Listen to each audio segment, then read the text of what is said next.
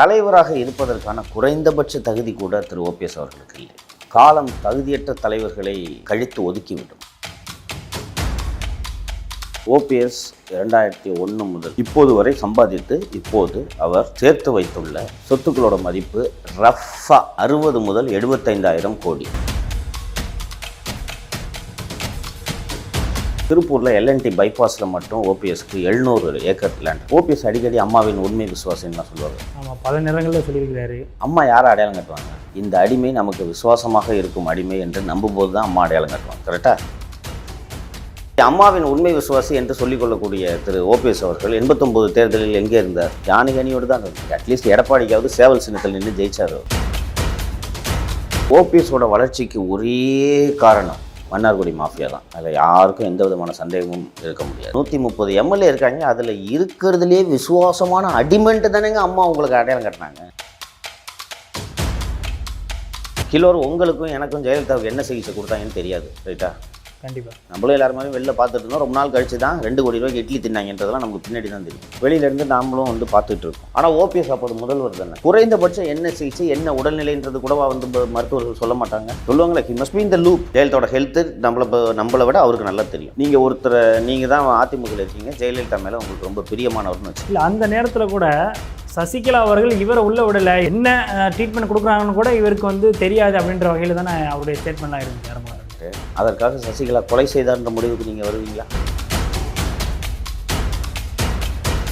அம்மாவின் உண்மை விசுவாசின்னு சொல்லிக்கிட்டு அவங்களோட கண்ணியத்துக்கு குறைவான அவர்களின் அந்த உடல் உபாதைகளெல்லாம் வெளியில் வர்றதுக்கு ஒரே காரணம் ஓபிஎஸ் தான். இவர் தான் ஓபிஎஸ் தான் அறிவில்லாமல் சொல்கிறேன்னா ஸ்டாலின் ஜெயலலிதாவின் மரணத்தில் இருக்கும் மர்மத்தை கண்டுபிடிக்காமல் விட மாட்டேன்னு சொன்னார். ஞாபகம் இருக்கா?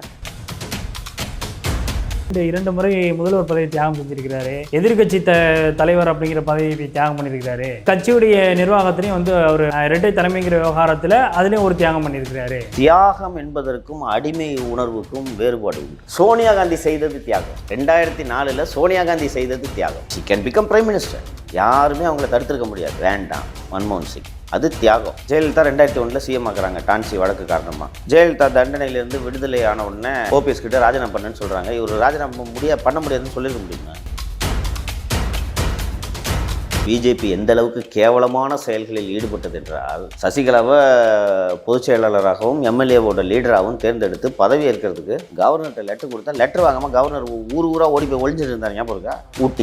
ஊட்டி டு பாம்பே. ஞாபகம் இருக்கா? இப்போ ஓபிஎஸ் நான் ராஜினாமா பண்ண மாட்டேன், இந்த மாதிரி இந்த மாதிரி ராஜினாமா பண்ண சொல்லுதுன்னு அன்னைக்கு போயிருக்கணும். கிலோ குருமூர்த்திகிட்ட போகிறோம். நீங்கள் ஆலோசனை கேட்பதையும் தகுதியான நபர்களிடம் சென்று கேட்பது. குருமூர்த்தியோட ட்ராக் ரெக்கார்டை பார்த்தவங்களாம் குருமூர்த்தி தொட்ட ஃபர்னிச்சர் பூரா உடையன்றது ஊருக்கே தெரியும். குருமூர்த்தி அந்த அளவுக்கு தகுதி இல்லை அப்படிங்கிறீங்களா? சுத்தமாக அறிவே கிடையாதுங்க குருமூர்த்திக்கு. ஏதாவது ஒரு சக்ஸஸ்ஃபுல் ஆப்ரேஷன் குருமூர்த்தி பண்ணது ஏதாவது ஒன்று சொல்லுங்க. நீங்கள் சொல்கிறீங்க, யோ பண்ணிடு, அங்கிட்டு போய் உட்காரு அப்படின்றீங்க. அங்கிட்டு போய் உட்காருவாரு கேமராமேன், யோ வெளில போய் நில்லு அப்படின்னு. அந்த அளவுக்கு அவரை குறைச்சி அந்த அளவுக்கு தாங்க, அந்த அளவுக்கு தான். வேறு என்ன அவர் இண்டிபெண்டாக முடிவெட்டுற சொல்லுங்கள் ஒன்று. ஜெயலலிதா சொன்னதை கேட்டுக்கிட்டாரு, சசிகலா சொன்னதையும் கேட்டாரா, குருமூர்த்தி சொன்னதையும் கேட்டாரா? நீங்கள் அண்ணாமலை சொன்னதை கேட்டுட்டு தானே முட்டு சந்து நிற்கிறாரு. பன்னீர்செல்வம் தொடர்ந்து பிளவுகளுக்கு முக்கிய காரணமாக இருந்திருக்கிறாரு. அதிமுகவில் பிளவு ஏற்பட்டுச்சு அப்படின்னா இவர் ஏதோ ஒரு வகையில் ஒரு புள்ளியாக இருந்திருக்கிறாரு அப்படிங்கிறத பார்க்க முடியுது. ஏன்னா கடந்த கால அரசியல் எடுத்து பார்க்கும் பொழுதும் அதிமுகவுடைய வரலாறு எடுத்து பார்க்கும்போது அப்படி தான் தோணுது. 88 எம்ஜிஆர் மறைவுக்கு பிறகு ஏற்பட்ட அந்த பிளவாக இருக்கட்டும், 2015 ஐவர் அணி அப்படின்ட்டு உருவாக்கப்பட்ட போது இவர் செஞ்ச லாபியாக இருக்கட்டும், இது மாதிரி 2017 தர்மயுத்தம் நடத்தினது, இது மாதிரி பல நேரங்களில் அவர் மூலமாக ஏற்பட்ட பிளவு அப்படிங்கிறது முக்கிய காரணமாக இருந்திருக்கு அப்படிங்கிறத பார்க்க முடியுது. இப்போவும் அதே மாதிரியான ஒரு சூழல். இதை எப்படி பார்க்குறீங்க? ஓபிஎஸோடைய இந்த வரலாற்றை நீங்கள் எப்படி மதிப்பிடுறீங்க? இதை தொடங்குறதுக்கு முன்னாடி ஒரு ரஃப் எஸ்டிமேட்டாக ஒன்று சொல்லிடுறேன். ஓபிஎஸ் 2001 முதல் எம்எல்ஏ ஆனது முதல் இப்போது வரை சம்பாதித்து இப்போது அவர் சேர்த்து வைத்துள்ள சொத்துக்களோட மதிப்பு ரஃபா 60 முதல் 75,000 கோடி. 75,000 கோடி. திருப்பூரில் எல்என்டி பைபாஸில் மட்டும் ஓபிஎஸ்க்கு 700 ஏக்கர் லேண்ட் இருக்குது. அந்த இடத்துல தான் புது பஸ் ஸ்டாண்ட் வரப்போகுது. புது பஸ் ஸ்டாண்ட்னா ஏற்கனவே இந்த பஸ் ஸ்டாண்டை கேன்சல் பண்ணிட்டு புது பஸ் ஸ்டாண்ட் வரப்போகுது. இது ஒரு ரஃப் எஸ்டிமேட் நான் சொல்கிறது. 700 ஏக்கரு, அங்கே ஒரு ஏக்கரு 2 கோடி ரூபா போகுதுன்றாங்க. கணக்கு போட்டு நான் சொல்கிறது. ஒரு ஏக்கர் 2 கோடி ரூபா போகும். பஸ் ஸ்டாண்டு கிட்டத்தட்ட 700 ஏக்கர் அப்போ. பஸ் ஸ்டாண்டு வருதுல்ல, ஆமாம், முக்கியமான சாலையாக மாறிடுது அது.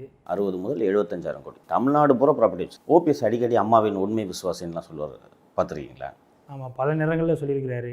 ஏன்னா உண்மையிலே அவர் வந்து அம்மாவால் அடையாளம் காட்டப்பட்டவர் தானே எல்லாருமே சொல்கிறாங்க அதிமுக சேர்ந்தவர்கள். அம்மா யாரை அடையாளம் காட்டுவாங்க? இந்த அடிமை நமக்கு விசுவாசமாக இருக்கும் அடிமை என்று நம்பும்போது தான் அம்மா அடையாளம் காட்டுவாங்க. கரெக்டாக? அதில் வேறு அது தப்புன்னு சொல்ல முடியாது. ஆமாம், நம்பிக்கையாக இருந்தால் தான் பண்ணுவாங்க, உட்காருவாங்க. இப்போ நீங்கள் வந்து செந்தில் பாலாஜி மாதிரி ஆளை இந்தம்மா ஜெயலலிதா நம்பி இருந்துச்சுன்னா நேரம் எப்போவோ காலி பண்ணி விட்டுருப்பா அப்படி. ஸோ அப்படி தான் அவர் அடையாளம் காணப்பட்டார். இப்படி அம்மாவின் உண்மை விசுவாசி என்று சொல்லிக்கொள்ளக்கூடிய திரு ஓபிஎஸ் அவர்கள் 89 தேர்தலில் எங்கே இருந்தார்? ஜானகி தான் இருந்தார். அட்லீஸ்ட் எடப்பாடிக்காவது சேவல் சின்னத்தில் நின்று ஜெயிச்சார் அவர். ஓபிஎஸ் அவர்கள் ஜானகி அணியோடு தான் அப்போது இருந்தார். அண்ட் ஓபிஎஸோட வளர்ச்சிக்கு ஒரே காரணம் மன்னார்குடி மாஃபியா தான். அதில் யாருக்கும் எந்த விதமான சந்தேகமும் இருக்க முடியாது. ஒரு தலைவராக இருப்பதற்கான குறைந்தபட்ச தகுதி கூட திரு ஓபிஎஸ் அவர்களுக்கு இல்லை. காலம் தகுதியற்ற தலைவர்களை கழித்து ஒதுக்கிவிடும். 93லலாம் சின்ன பையனாக இருந்திருப்பீங்க. தமிழகம் இல்லை, இந்தியாவே காணாத ஒரு பேரணினா மறுமலர்ச்சி திராவிட முன்னேற்ற கழகம் தமிழகத்தில் நடத்திய பேரணி. பலர் வந்து வைகோ தான் தமிழகத்தின் எதிர்காலம் என்று கணித்தார்கள். 96இல் நடைபெற்ற தேர்தல், சட்டப்பேரவை தேர்தல் நடைபெற்ற போது தமாக திமுகலாம் ஒரு அணியில் இருந்துச்சு.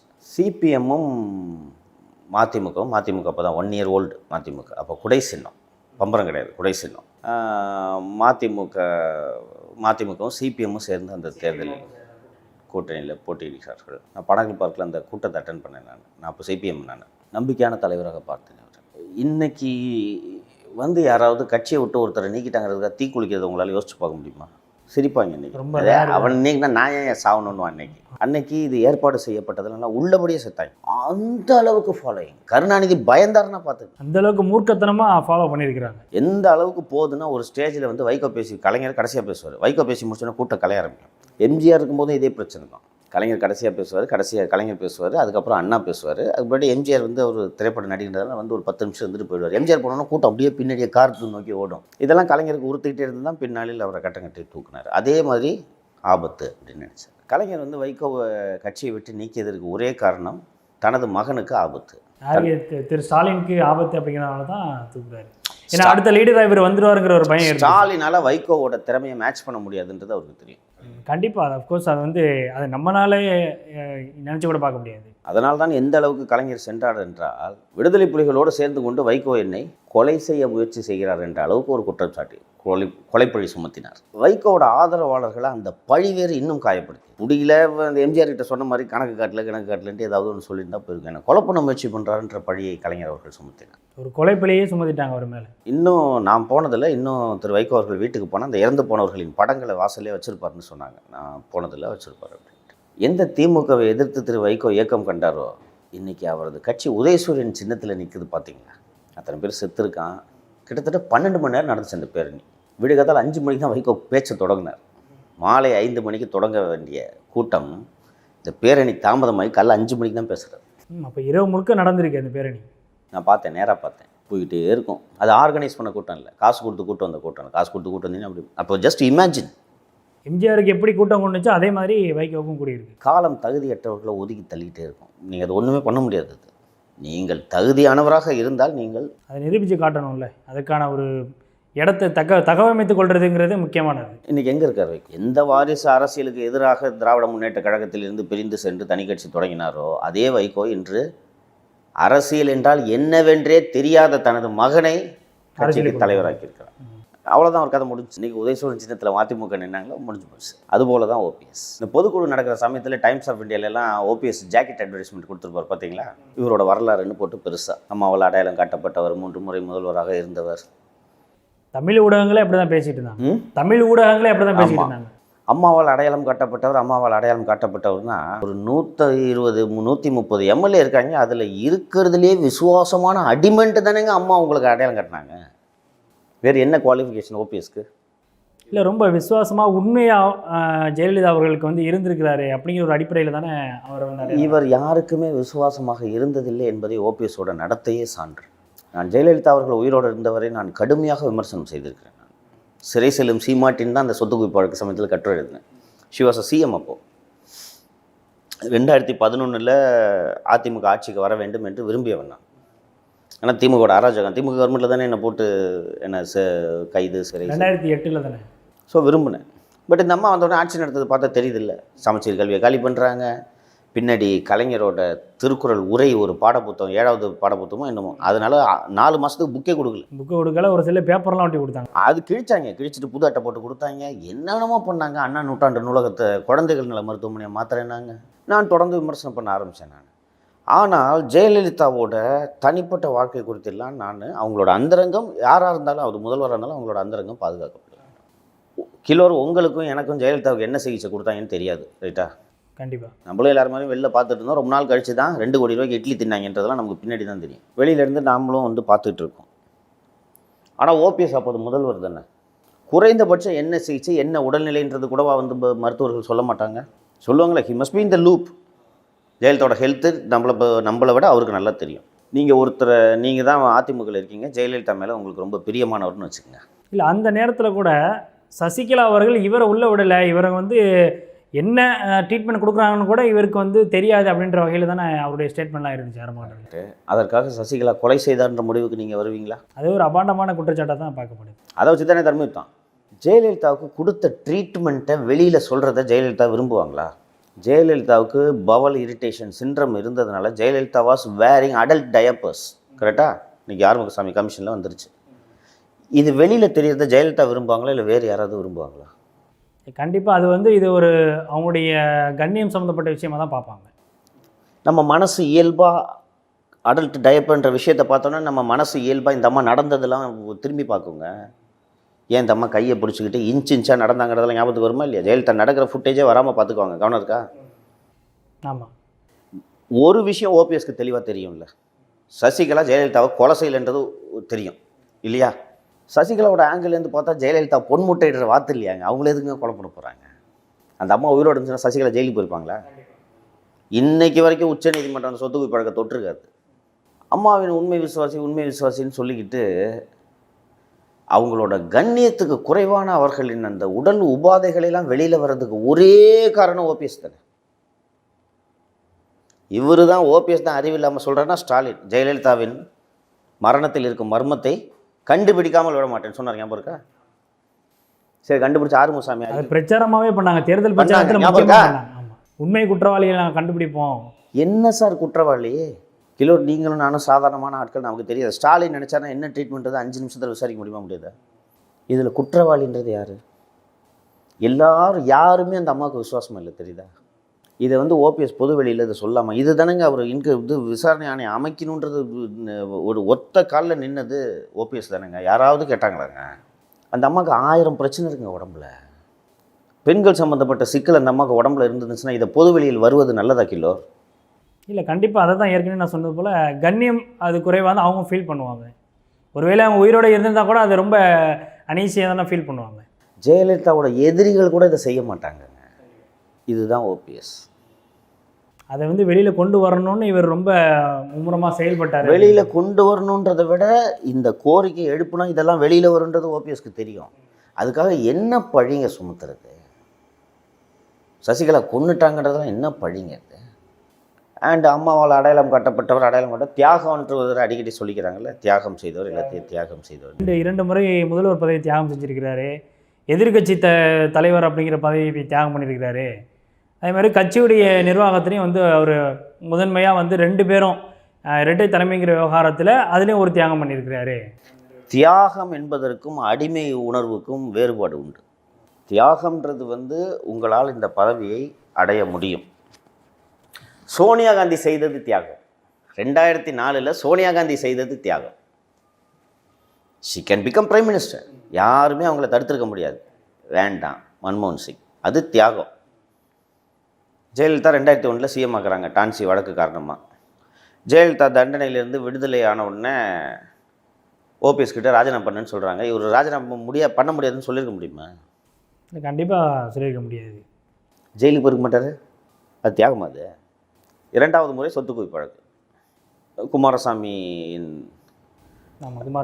குமாரசாமியின் தீர்ப்பால் ஜெயலலிதா விடுதலை ஆனாங்க. ஜெயலலிதா திருப்பி முதல்வர் பதவி ஏற்க போகிறாங்க. ஓபிஎஸ் அப்போ முடியாதுன்னு சொல்லியிருக்க முடியுமா? சரி, ஜெயலலிதா சொல்கிறத தான் கேட்டீங்க. சசிகலா ரிசைன் பண்ண சொன்னால் கூட ரிசைன் பண்ணுவீங்க? ஜெயலலிதா மாபெரும் செல்வாக்கு பெற்ற தலைவர், எம்எல்ஏக்கா அவங்க பின்னாடி போவாங்க. இல்லை, சசிகலா சொல்கிறத அவர் என்ன கேட்டுட்டாரு? அவர் சசிகலாவை மீறி தானே தர்ம யுத்தமே நடத்தினார். கையெழுத்து எங்கே போட்டிங்க? ராஜினாமா பண்ணுற கையெழுத்து.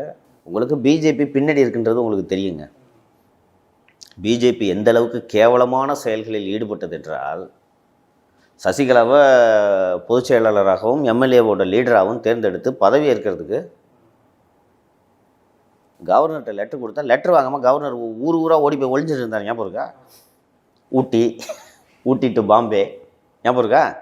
இப்போ ஓபிஎஸ் நான் ராஜினாமா பண்ண மாட்டேன், இந்த மாதிரி என்ன இந்த மாதிரி ராஜினாமா பண்ண சொல்லுதுன்னு அன்னைக்கு போயிருக்கணும். கிலோ ஒரு அரசியல்வாதி அப்படி தான் செயல்படணும். இப்போ உங்கள் முன்னாடி இருக்க ஆப்ஷன்ஸ் என்ன? இந்த மாதிரி ரிசைன் பண்ண சொல்கிறாங்க. ரிசைன் பண்ண முடியாதுன்ற இவருக்கு ரிசைன் பண்ண விருப்பம் இல்லை இல்லையா? இப்போ தானே நீங்கள் போய் அப்ரோச் பண்ணணும். அப்போ ஒரு லீடராக அவர் வந்து ஒரு ஸ்டஃப் காட்டியிருக்கலாம். இப்போ பிஜேபி நினச்சா இவர் பின்னாடி ஒரு 50 எம்எல்ஏ தேர்த்திருக்க மாட்டாங்களா? இன்னொன்று, ஹீஸ் த சிஎம். என்ன நடந்திருக்க சுச்சுவேஷன் சொல்கிறேன். இவர் பின்னாடி பிஜேபி எப்படி ஒரு 30-40 எம்எல்ஏ தூக்கியிருப்பாங்க, 60 எம்எல்ஏ கூட தூக்கியிருப்பாங்க. ஏன்னா அப்போ உள்ள ஸ்டாண்டுக்கே ஃபுல்லாக பிஜேபி ஆதரவு அவருக்கு இருந்துச்சு. நிறையவே 60 எம்எல்ஏ தூக்கியிருக்காங்க. சசிகலா பக்கம் ஒரு 40 எம்எல்ஏ இருக்காங்க. யாருக்கும் பெரும்பான்மை இல்லை. கவர்னர் என்ன சொல்லியிருப்பார்? பிஜேபி கவர்னர் என்ன சொல்லுவார்? நீங்கள் தான் காபந்து முதல்வர், நான் சொல்கிற வரைக்கும் நீங்கள் முதல்வராக நீடிங்கன்னு சொல்லியிருப்பாரா? ஆமாம், நடந்திருக்கும்.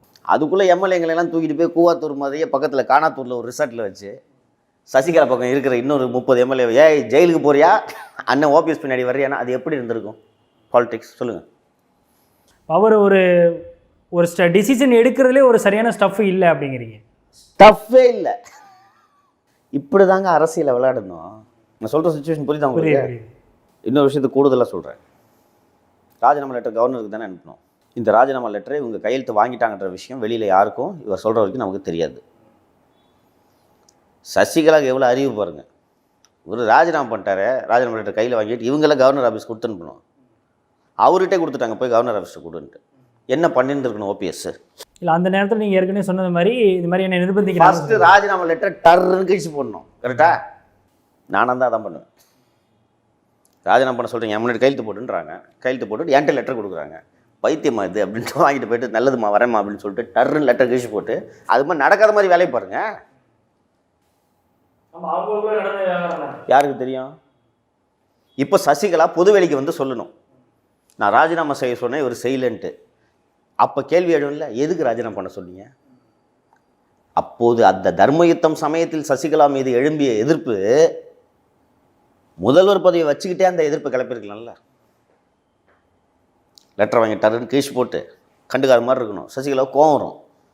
ராஜினாமா பண்ண சொன்னேன், என்ன இந்த இப்படி பண்ணிட்டு இருக்கான்னு சொல்லிட்டு எம்எல்ஏங்கெல்லாம் கூப்பிட்டு பன்னீர்செல்வத்தை நீக்கணும்னு ஒரு ட்ராமா நடந்திருக்கும். ஆனால் குறைஞ்சது 1 வருடம் இவர் முதல்வராக நீடித்திருக்க முடியுமா? கடைசியில் என்ன இருந்திருக்குன்னு சொல்கிறேன். பிஜேபி சொல்கிறது சசிகலா கேட்கல. அந்த போய்ட்டு பிஜேபி ஜெயிலுக்கு அனுப்பிச்சிட்டு இவரை தூக்கி சீமாக்கி இருப்பாங்களா? சசிகலா ஜெயிலுக்கு அனுப்பிச்சிட்டு அதானங்க அரசியல். இவர் என்ன பண்ணார்? அம்மா கையெழுத்து போட்டுட்டேன். யார் அம்மானா? யாராக இருந்தாலும், பெரியம்மா இருந்தாலும் சரி, சின்னம்மா இருந்தாலும் சரி, கையெழுத்து போட்டேன். கொண்டு போய் கவர்னர்கிட்ட கொடுத்துட்டு, அப்போதாவது இவர் சுயமாக சிந்தித்து முடிவெடுத்தாரா? குருமூர்த்திகிட்ட போகிறார். நீங்கள் ஆலோசனை கேட்பதையும் தகுதியான நபர்களிடம் சென்று கேட்க வேண்டும். குருமூர்த்தியோட ட்ராக் ரெக்கார்டை பார்த்தவங்களாம் குருமூர்த்தி தொட்ட ஃபர்னிச்சர் பூரா உடையுன்றது ஊருக்கே தெரியும். இல்லை, குருமூர்த்தி அந்தளவுக்கு தகுதி இல்லை அப்படிங்கிறீங்களா? சுத்தமாக அறிவே கிடையாதுங்க குருமூர்த்திக்கு. ஏதாவது ஒரு ஒரு ஒரு சக்ஸஸ்ஃபுல் ஆப்ரேஷன் குருமூர்த்தி பண்ணது ஏதாவது ஒன்று சொல்லுங்கள் நீங்கள் எனக்கு. அவரே பெருமையாக சொல்கிறது ஓபிஎஸ் விவகாரத்தை தான் சொல்கிறாரு. நான் தான் போய் உட்கார சொன்னேன் அப்படின்றது. ஓபிஎஸ் கதி என்ன இன்னைக்கு? அவர் ஓபிஎஸ்க்கு எதிராக, ஓபிஎஸ்க்கு ஆதரவாக எடுத்த நடவடிக்கை எடப்பாடி பழனிசாமியை வீழ்த்த வேண்டும் என்பதற்காக, சசிகலாவை வீழ்த்த வேண்டும் என்பதற்காக. சசிகலா அவர்களாக விழுந்து போனார். எடப்பாடி பழனிசாமியை குருமூர்த்தியால் ஏதாவது பண்ண முடிஞ்சா? இல்லை, பண்ண முடியல.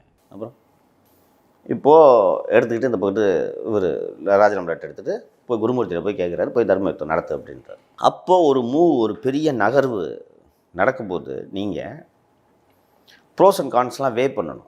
அரசியலில் இருக்கிறவங்க அவருக்கு நன்றாக எது தெரிந்திருக்க வேண்டும் என்றால், பதவியை விட்டுட்டு எந்த அரசியல்வாதியும் வரமாட்டான்றதை அவர் தெரிஞ்சிருக்கு. இவரும் அரசியல் இருந்தவர் தானே. இன்னொன்று, நாம் வெளியில் இருக்க நமக்கு தான் ஓபிஎஸ் யாருன்றது தெரியாது. அதிமுக கட்சிக்காரனுக்கு தெரியுமா தெரியாதா? கண்டிப்பாக தெரிஞ்சிருக்கும்.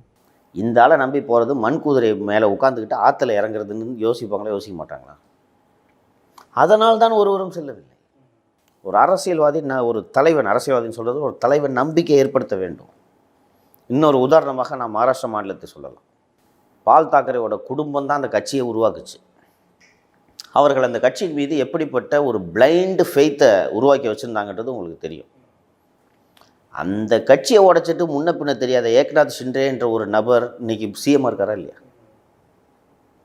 இதுதான் அரசியல். நீங்கள் 2 சிச்சுவேஷனையும் கம்பேர் பண்ணி பாருங்க. 2 இடத்துல ரிவோல்ட் நடக்குது. இங்கே ரிவோல்ட் பண்ணவர் மண்ணை கவ்விட்டார். அங்கே ரிவோல்ட் பண்ணவன் அவ்வளோ பெரிய பவர்ஃபுல்லான ஒரு குடும்பத்தை தூக்கி போட்டு இன்றைக்கி சிஎம் இருக்காரா ஏக்நாத் ஷிண்டே? இப்படி தான் அரசியலை நடத்த வேண்டும். பொலிட்டிக்கல் ஸ்டண்ட் இவருக்கு தெரியலை அப்படிங்கிறீங்க. பாலிடிக்ஸே தெரியல, ஸ்டண்ட்ன்றதெல்லாம் வேற. பாலிடிக்ஸே இவருக்கு தெரியல. இல்லை, பாலிடிக்ஸ் தெரியாமல் அவ்வளோ தூரம் வந்திருக்கிறாரு. அவர் அமைச்சராகி முதல்வராகவும் இருந்திருக்கிறாரு, எதிர்கட்சி தலைவராகவும் இருந்திருக்கிறாரு. இவ்வளோ தூரத்தையும் தாண்டி வந்தது அவர் வந்து அந்த பொலிட்டிக்கல் ஸ்டண்ட் இருக்கிறனால தான் இவ்வளோ ஸ்டஃப்போட வந்திருக்கிறாரு. பொலிட்டிக்கல் குறைஞ்சபட்சம் ஒரு பாலிடிக்ஸ் தெரிஞ்சால் தானே இந்தளவுக்கு வர முடியும். இப்போ நான் சொல்கிறேன் பன்னீர் அங்கே உட்காரி அப்படின்றேன், உட்காருவார். நீங்கள் சொல்கிறீங்க யோ பன்னீர் அங்கிட்டு போய் உட்காரி அப்படின்றீங்க, அங்கிட்டு போய் உட்காருவார். இப்போ கேமராமேன் யோ வெளில போய் நில்லு அப்படி. அந்தளவுக்கு அவரை குறைச்சி மாதிரி அந்த அளவுக்கு தாங்க, அந்த அளவுக்கு தான். வேறு என்ன அவர் இண்டிபெண்ட்டாக முடிவெடுத்துற சொல்லுங்கள் ஒன்று. இல்லை, அவர் வந்து ஜெயலலிதா அவர்களுடைய தீவிர விசுவாசியாக இருந்திருக்கிறாரு. அவங்க சொல்கிறத கேட்குறாங்கன்னா நீங்கள் சொல்கிறத லாஜிக்காக எடுத்துக்கலாம். நீங்கள் சொல்கிறதே நான் சொல்கிறதே அவர் கேட்பார் அப்படிங்கிறதே நீங்கள் வந்து அவர் ரொம்ப குறைச்சி மதிப்பு. உவகையாக சொல்கிறேன், நான் உவகையாக சொல்கிறேன். நீங்கள் சொல்கிறது நான் சொல்கிறதுனா நீங்களும் நானும் சொல்கிறது இல்லை. ஜெயலலிதா சொன்னதை கேட்டுக்கிட்டாரு, சசிகலா சொன்னதையும் கேட்டாரா, குருமூர்த்தி சொன்னதையும் கேட்டாரா, இன்றைக்கி அண்ணாமலை சொன்னதை கேட்டுட்டு தானே முட்டு சந்தில் நிற்கிறாரு. இப்போ மருது அழகராஜ் கூட அதுக்கு எதிராக வந்து ஒரு பேட்டி கொடுத்துருக்காரு. 2 பேரும் அண்ணன் தம்பி சண்டையில் வந்து இவர் நரி தந்திரம் வேலை பார்த்துட்டு இருக்காரு அப்படின்ற விஷயத்தையும் சொல்லி. இப்போ அண்ணாமலை கூப்பிட்டு மருது அழகராஜை கட்சியை விட்டு நீக்கிறார், எவ்வளோ பெட்டு. அப்படி ஒரு சூழ்நிலை நடக்குங்கிறீங்களா? அண்ணாமலை சொன்னால் இவர் செஞ்சிருவாரா? அப்போ செய்வார். இல்லை, மருது அழகராஜ் இவருக்கு ரொம்ப தீவிர விசுவாசியாக இருக்கிறாரு. சொந்த தம்பியை விட ஒரு நெருக்கமான உறவு இருக்க முடியுமா? நிச்சயமாக இருக்க முடியாது. இவர் வீட்டில் கூட்டம் போட்டு சசிகலாவை சேர்க்கணுன்னு தீர்மானம் போட்டாங்க, ஞாபகம் இருக்கா? இவரோட பண்ணை வீட்டில் கூப்பிட்டு தீர்மானம் போடுறாங்க. அவங்க மேலே நடவடிக்கை எடுக்கலை. ஆனால் இவர் தம்பி சசிகலாவை போய் பார்த்தாருன்னு கட்சி அவர் தம்பியை நீக்கிச்சு, ஞாபகம் இருக்கா? சமீபத்தில் காப்பாற்றினார தம்பியை காப்பாற்றினார இல்லை. புகழேந்தி இவரோட ஆதரவாளர் தானே. அது கட்சியுடைய நடவடிக்கை அப்படிங்கிற பட்சத்தில் அதுக்கு கட்டுப்பட்டு தானே ஆவாங்க. எதிர்ப்பு தெரிவிக்கணுங்க, எதிர்ப்பு தெரிவிக்கணும். நீங்கள் எடப்பாடியோட அளவு சொந்த தம்பி அப்படிங்கிறதுனால எதிர்ப்பு தெரிவித்தா அது வந்து தம்பி அப்படிங்கிறனால இவர் கேட்குறாரு அப்படிங்கிற ஒரு பிம்பம் உருவாகிறோம்ல. சரி, புகழேந்தி நீக்கும் போது என்ன பண்ணிட்டு இருந்தார்? புகழேந்தி இவரோட தீவிர ஆதரவாளர் தானே. நீக்கும் போது என்ன பண்ணார்? யாரோட நீக்கத்துக்கு எதிராக இவர் குரல் கொடுத்துருக்காருன்னு சொல்லுங்கள், ஒருத்தர் சொல்லுங்கள். இல்லை, அந்த தேவை என்ன அவருக்கு வந்துருச்சுன்னு நான் கேட்குறேன். உங்களை நம்பி வர்றவங்கள காப்பாற்றுறவன் தான் தலைவன். காப்பாற்றலைன்னா இவனை நம்பி எங்கே போகிறது, இவனை நம்பி எதுக்கு நம்ம அங்கே போகணுன்னு சொல்லிட்டு எதிர் முகாமில் போய் சேர்ந்துருவாங்க. அப்படித்தானே எடப்பாடி ஆதரவாளர்களை திரட்டினார். அது லீடர்ஷிப்புக்கான குவாலிட்டி. அது உங்கள் பின்னாடியே ஒருத்தர் சுற்றுறாங்க, அவனுக்கு ஒரு சிக்கல் வரும்போது ஏய் வந்து நில்லு நான் பார்த்துக்கிறேன், இதுதான் தலைவனுக்கு அழகு. அண்ணே இந்த மாதிரி பிரச்சனை எனக்குன்னா நீ இப்போ உன் பிரச்சனை, எனக்கு அதுக்கு என்ன சம்மந்தம்னு சொன்னால் அவன் எதுக்கு உங்கள் பின்னாடி வரணும்? சுயமாக என்னைக்கு இவர் முடிவெடுத்திருக்காரு? ஏதாவது இவரோட அரசியல் வாழ்க்கையில் சொல்லுங்கள். 1982 இளைஞர் அணியில் சேர்றாரு, எம்ஜிஆர் இளைஞர் அணி. 89 ஜானகி அணியில் இருக்கார். அதுக்கப்புறம் 2001 தான் எம்எல்ஏ அவர். அதுக்கு முன்னாடி பெரியகுளம் சேர்மன், 89 பெரியகுளம் சேர்மன், அதுக்கப்புறம் எம்எல்ஏ. அதுக்கப்புறம் தொடர்ந்து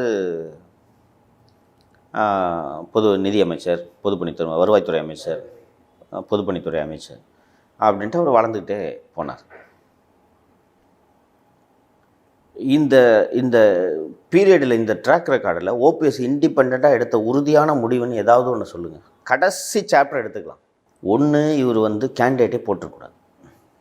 இவருக்கு தெரியும், இவர் கேண்டிடேட்டை போட்டு இவரே போய் பிரச்சாரம் பண்ணால் கூட 1000 ஓட்டு வாங்க மாட்டார்ன்றது இவருக்கு தெரியும்.